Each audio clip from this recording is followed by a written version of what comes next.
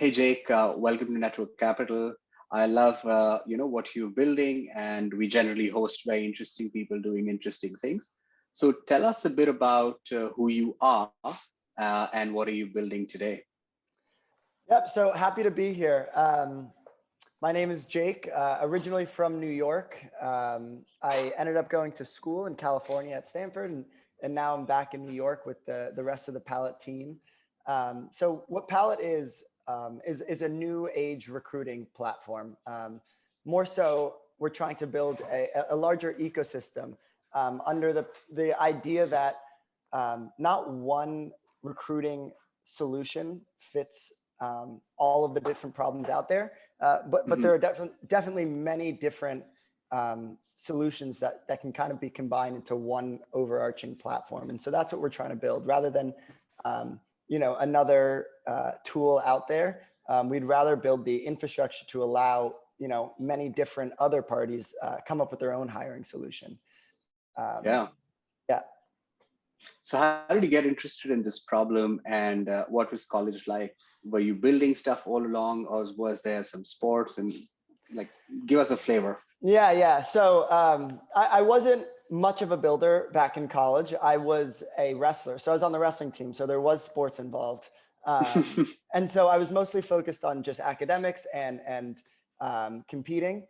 But as I, started to age a little bit and was looking for jobs and starting to enter the professional world, this problem was persistent, right? For me and for, many of my peers and classmates, where I just didn't know what I wanted to do or where I wanted to go and do it.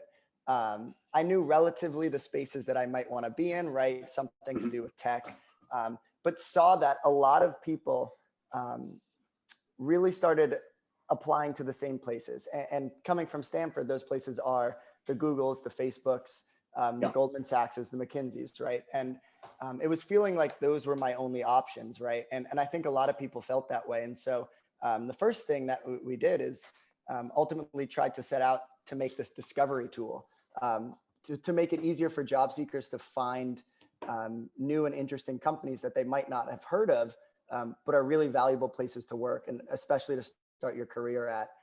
And so that's initially how we came up with this list format, or what we called Spotify for Jobs.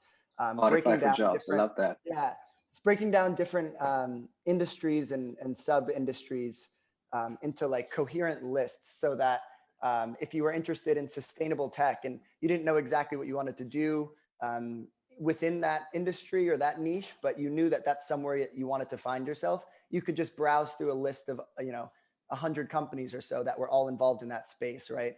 And we saw that was a better alternative to what the existing platforms provided, which was kind of just a giant database, unstructured and broken up by only a search bar, basically asking you, the job seeker who does not know much about what you want to, where the interesting companies are, to go and find them yourself.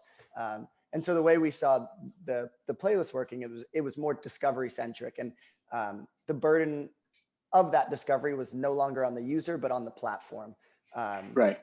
Yeah. And interestingly, that's what we see with a lot of existing successful content platforms, right? The Netflixes, the Twitters, the Spotifys, they do a really good job of delivering relevant content. Curation as a service. Exactly. Yeah. Curation as a service. But for some reason in the job space, that didn't exist yet. And so we decided that we would treat jobs pre-application like pieces of content, and just mimic, other successful content platforms.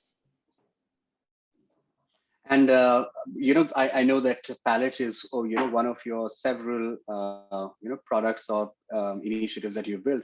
But tell us about the transition from wrestling to product. We on Network Capital have hosted people who've done wild things, but you're actually the first wrestler turned CEO. So tell us more about the lessons from the boxing ring to the startup ring. How does it feel? Yeah, so I think that there isn't much of a relationship between wrestling and recruiting, but there's a big one between wrestling and startups, right?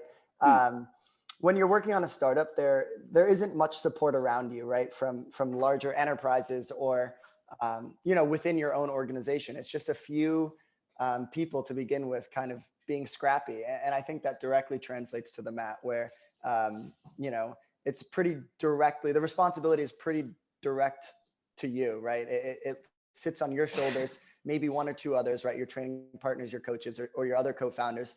And then it's ultimately up to you. And there's a lot of freedom with that as well. Similar to startups, right? Where there isn't exactly a plan, or a list that you follow, but rather like you intake the information and then you do with that what you think would be lead you to the most success. And then the second thing is you can't underestimate the amount of hard work and time that goes into startups. And it's the same thing for wrestling, right? Day in and day out, you have to be there, be present, and be willing to work, or else, it's not quite going to work out for you. So I would say that's probably the biggest lesson, being able to, sit in those uncomfortable times, maybe when things are uncertain or you're working a little harder than you might have expected, and just to know that you've been there before. Yeah. So when we look at the product evolution of Pallet, I imagine there was something else that you were building. Perhaps you were carrying forward the grit and resilience and the hustle of the wrestling world to that. So how did that go, the V1 of Pallet, and what were some of the lessons from that? Yeah, so I think we had this thesis, this hypothesis, from the beginning, that efficient hiring happens in niche marketplaces, right? And that's why. Unpack this a little bit. Because our listeners come from absolutely. all around the world, and they also from different age groups. Absolutely, yeah. So there's several types of hiring. I guess it can be easily broken down into two: vertical and horizontal. Horizontal is what we see with LinkedIn and Indeed in the larger platforms, where it encompasses all sorts of different experience levels, job types, companies, everything, right? From a bartending job to a VP of finance job, right? Anything and everything is under this one platform. Vertical marketplaces are much more specific. So rather than covering everything to a small degree, they cover one specific niche to a very specific degree. So it might be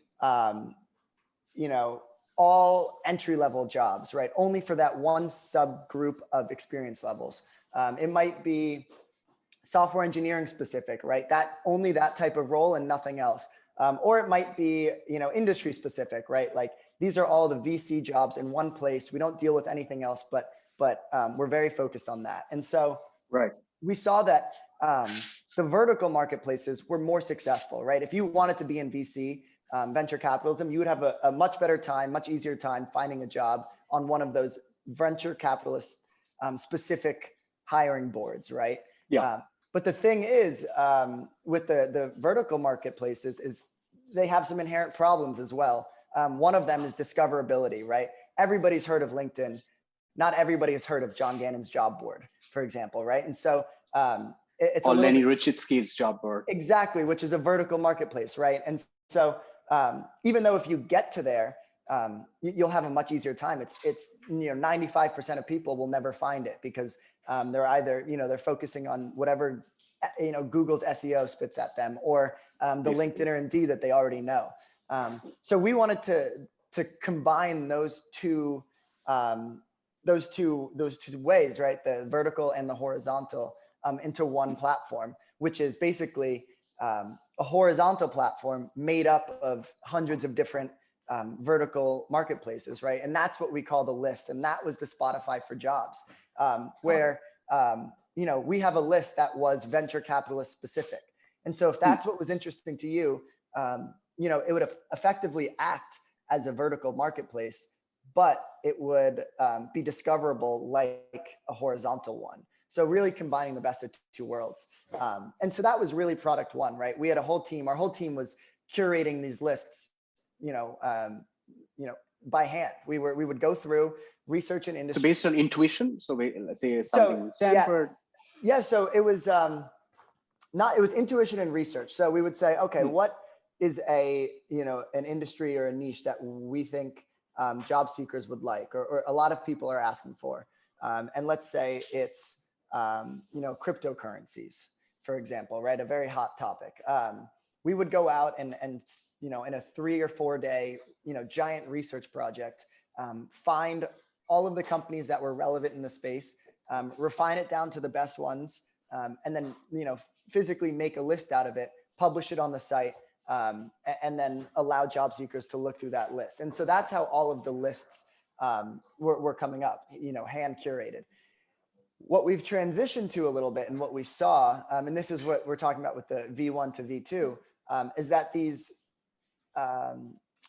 niche digital spaces already existed all over the internet without us already having to curate it, right? And so, for example, like Lenny Rachitsky, like you talked about, he already is a product management expert, right? And he's developed this community of people that are interested in product management.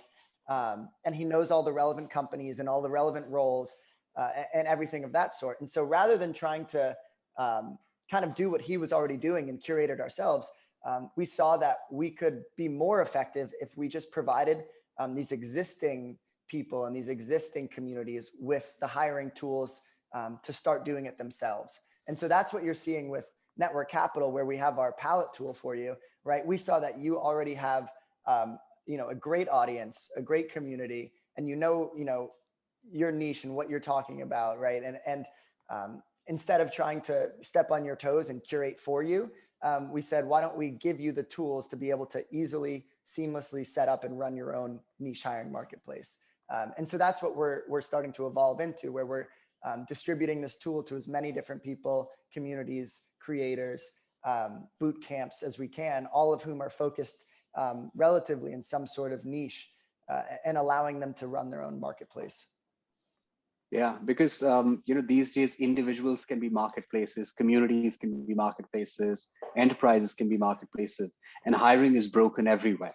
Exactly. I think availability of jobs is not a problem. So tell us how you're seeing. Lenny is a one-person company. Network Capital is a very large community, and then there are enterprises.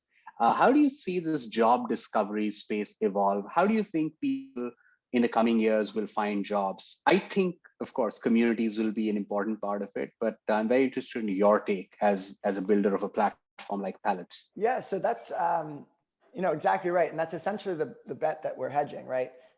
That all of this, the internet's done some wonderful things, and part of it has been allowing people to find those digital spaces in which they feel like they belong, right? And communities are one aspect of that, right? Where if you're interested in X, Y, and Z, you can go find a whole group of people that are also interested. You can network with, talk with, and so a lot of hiring happens through network effects, right? Where people are meeting people, saying, "Oh, I have an opening. Oh, I like you," and making that interaction there, not necessarily just through cold applications. And so, again, providing that space for them to do that more frictionlessly, I think is an important step. So we do see the rise of creators, right? Individuals being able to be their own businesses, and the rise of professional communities becoming like living, breathing entities, not just a flat, Facebook group or WeChat, right? But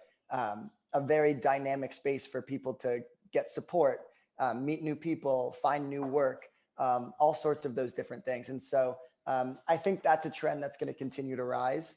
And we're just trying to, kind of be the support for that, right? A big problem that these creators or these communities have is monetization. And on the other hand, companies pay a lot of money to get their jobs in front of the relevant candidates. And so I think it's hopefully going to be a pretty successful marriage between the two of them, allowing creators and communities to monetize, and allowing companies to have direct access to the people in which they already wanted direct access to. The existing solution, it's kind of, you meet elsewhere, right? The company posts to LinkedIn, the group goes to check LinkedIn for their jobs. And we're just trying to cut out LinkedIn as the middleman and allow the direct facilitation between the two. Yeah. So tell us a bit about, the early days of Pallet. I mean, it's still early days of Pallet, but say the first 100 days of thinking and building, because it seems like you arrived at this solution. Nobody really knows how, job discovery will evolve, but we're all sort of trying to figure out. talk to us about insights and how did you arrive at the business model or the probable business model? Yep. So I think one thing that we were fortunate enough to understand is in jobs specifically, if you get the consumers, the job seekers, the companies will come. So for the most part, we've been focused on how do we get and engage as many job seekers in a meaningful way as possible. And once we do that, we'll be able to sell an enterprise tool to companies looking to hire in the future. And we still sort of operate under that idea but going back to what those first 100 days were like, again, I think it was pretty scrappy. And that's a good thing in a startup. You want to be able to be flexible and be able to, chase down different ideas if you think that's what's going to be able to happen, right?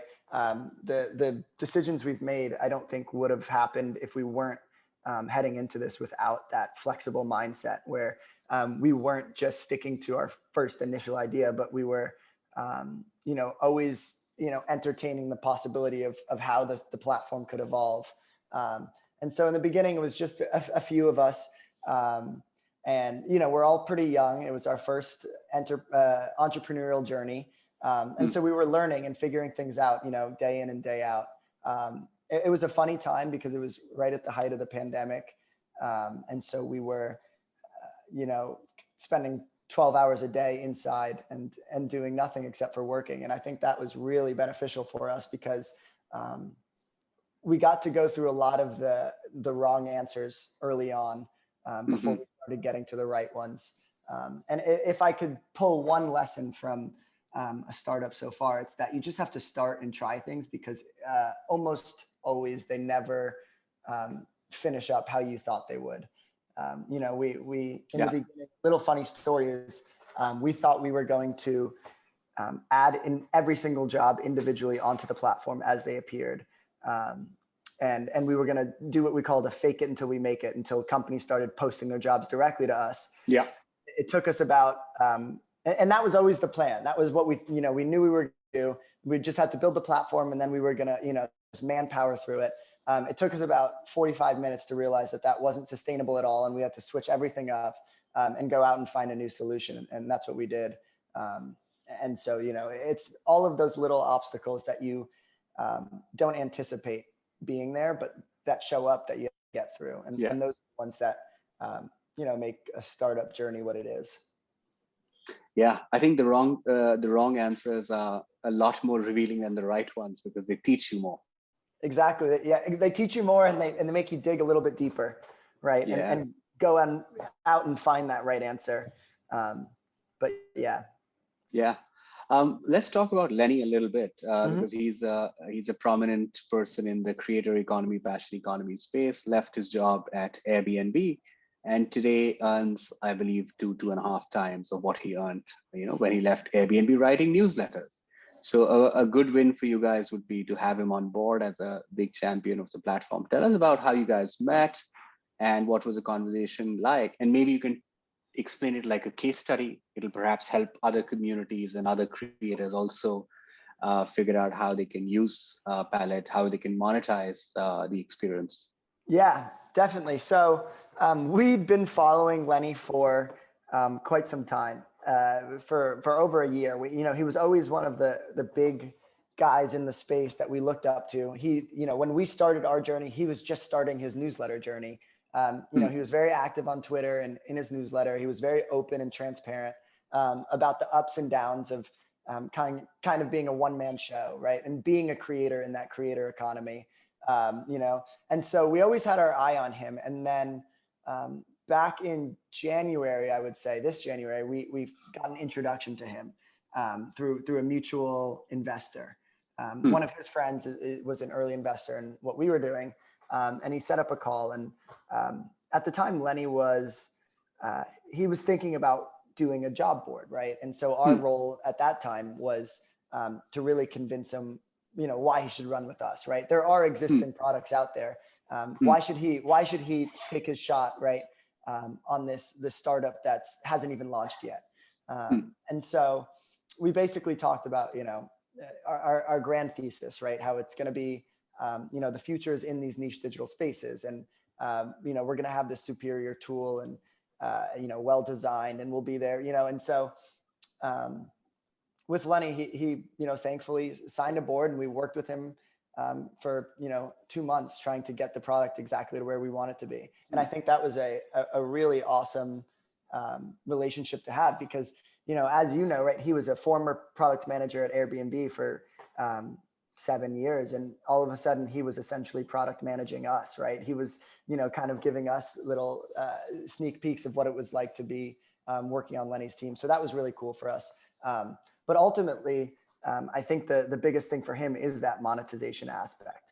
And it's gone really well so far. And I think that, for all of the other communities and creators out there, don't underestimate how powerful being a recruiting marketplace can be. Not only can you, actually help get your audience hired at interesting places, but it is a very simple path to monetization, in the sense that as a community or as a creator, you've already done the hard work of curating a group of interesting people, right? That's what you do, whether it's through a podcast or it's through a newsletter, whatever, form you engage these people on, you've done the work of engaging them, of building up this audience and community for yourself, right?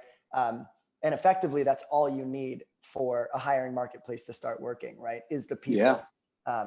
And so, we're basically trying to communicate to everyone we can that you don't have to do anything else, really. All you have to do is tap in to our existing infrastructure, right? Use our tool, which is, as you know, free to begin with until you start making money, right? And all of a sudden you'll be earning, an income, like a full income. Like I said, like a company spends an average of $3,000 to $5,000 per job post, single job post. If you're, you have a community of a few thousand people and you get, a few companies to post every month, all of a sudden you're making $60,000, $70,000, $80,000 a year on top of what you were already doing beforehand. So I think that's the number one reason that you should do it, right? Is you've done the hard work. All you have to do is kind of take a little bit of a leap and let us do the work for you from there. Yeah. For us, what really appealed to us about Pallet on Network Capital was we anyway have like literally hundreds of companies all around the world posting on us, people from companies, hiring managers posting directly. What we do at the end of each day is to find out the 5-10 best jobs of the day and send it to our subscribers along with the relevant masterclasses, content, etc. But this discovery, there's a lot more that can be done. So for us, at least, it seems like this will be our page for all jobs that have ever been advertised and the alumni network. Yep. Suppose somebody gets hired at Pallet or somebody gets hired at another company, they actually take the Network Capital badge with them. And then next time they post on our job board, it's just familiarity, community-based hiring. This has always been there, but I'm really bullish about with new tools coming up, it'll perhaps be supercharged and how people can go forward with it. And I love what you're talking about with the badge, right? The badge that your community gives you, right? And effectively, that's the same thing that a university gives you, right? Like exactly when you graduate from a Stanford, right? Like it's nothing more than just the badge that says you graduated from Stanford, and you take that everywhere. And that's how we predict communities will start to operate in the future, right? Being a part of Network Capital, you have that badge and you take it with you. Being a part of Lenny's PM group, you have that badge, you take it with you, and it means something.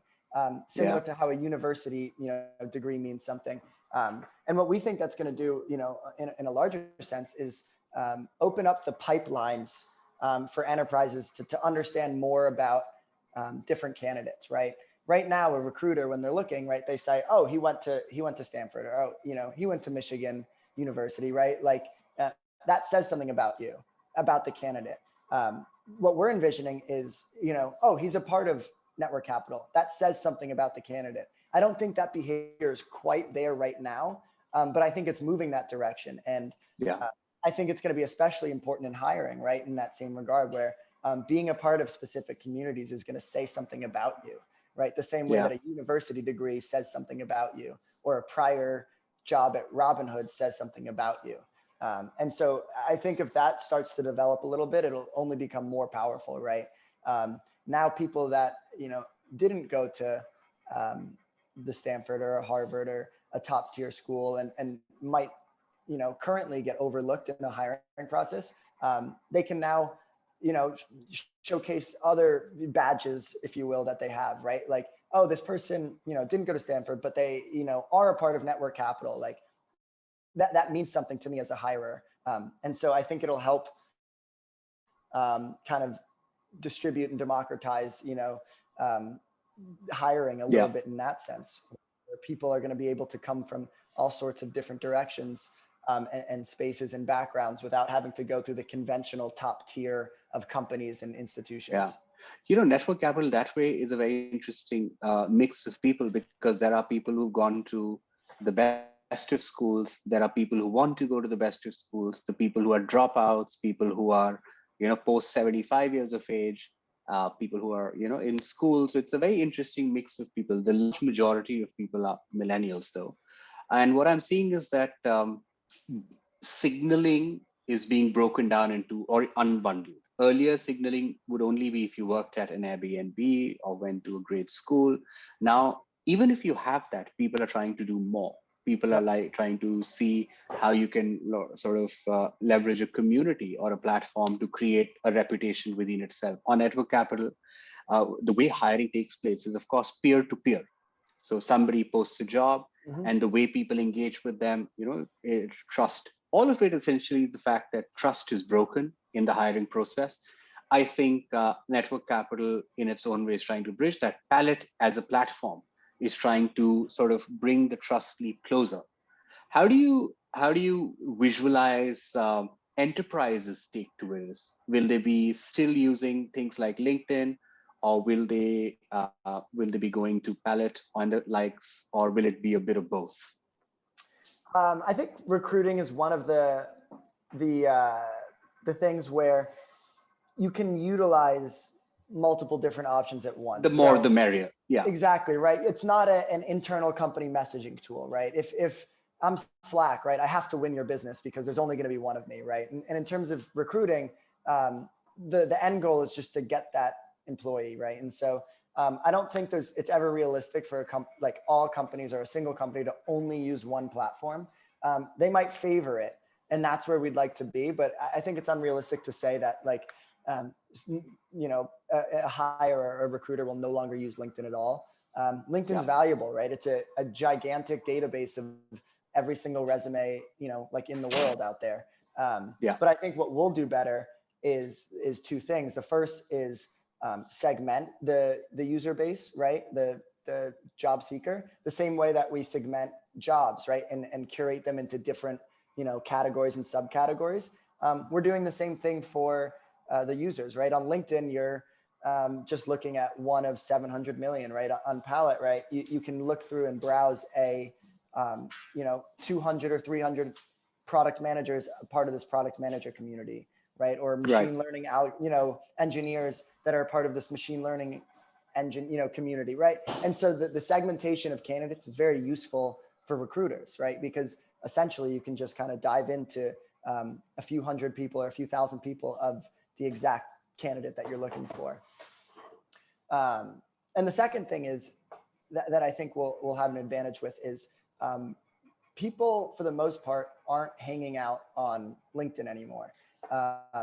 If you're especially Gen Zs, millennials, especially Gen Zs and millennials, if you're actively looking for a job, maybe you'll check in once and again to see if you have any messages or to go do a brief search. But for the most part, job seekers, professionals, young professionals, especially like you said, are hanging out in the the spaces that they want to hang out, right? They're hanging out in the network capital groups and forums, right? They're hanging out in Lenny's Slack group, right? That's where they're spending their time, not on LinkedIn. And so as a company, it's advantageous for a recruiter to reach out to somebody where they're already spending their time rather than hoping that they, merge to a new platform or are checking their LinkedIn, but instead saying, I'll meet you where you are, right? The power is in your hands. I'll meet you where you are. Right. Early days of the company, what are you guys building right now? What features can other communities users expect? And tell us more about it. Yeah, we are laser focused on this community hiring tool. So you've seen the V1, if you will, right? Yeah. It's a pretty standard job board with some really nice design, some unique privacy settings, community specific features.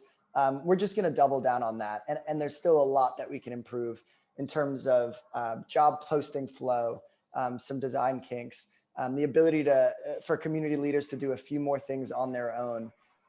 So right now it's just focused on those features that you've already seen or you've already been hinted at.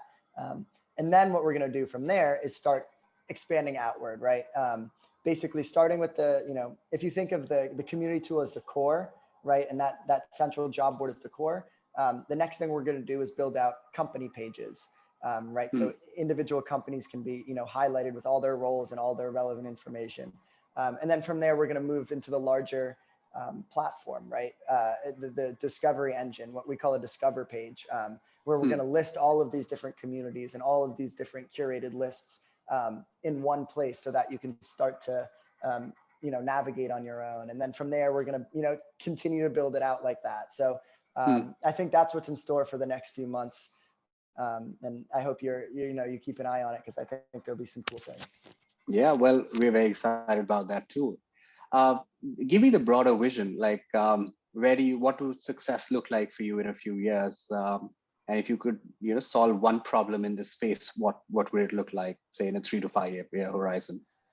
Yeah, so I think that the ultimate vision, right, is every new recruiting solution or recruiting product is built, on us, and we get to a point where there isn't a reason for a new recruiting solution to be built elsewhere, right? If you're trying to build, a very highly curated group of software engineers as a service, right? Like an agency, there's no reason to not tap into our network, tap into the companies that we know and the consumers that we have in our platform.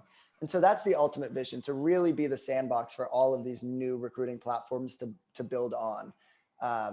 And I think what that looks like over the next few years is just onboarding and engaging with as many of these niche digital communities, creators, boot camps as possible, right? And so right now we're in the very early days, right? We have under 100 of these communities and creators built on top of us. But in a few years, we want it to be in the tens and tens and tens of thousands of different niche spaces and niche products that are ultimately involved in the Pallet ecosystem. Well, that sounds like a powerful vision, Jake. Well, we'll be cheering for you and your team all along. Congratulations on what you've built. And I always am stunned by the diversity of people we get on board on Network Capital. Wrestler turned CEO with loads of recruiting adventures on the way. Yes, that is. Yep, I think that's a good way. I'm going to put that in my my bio. That's a good. Thank you for having me. It's been a blast.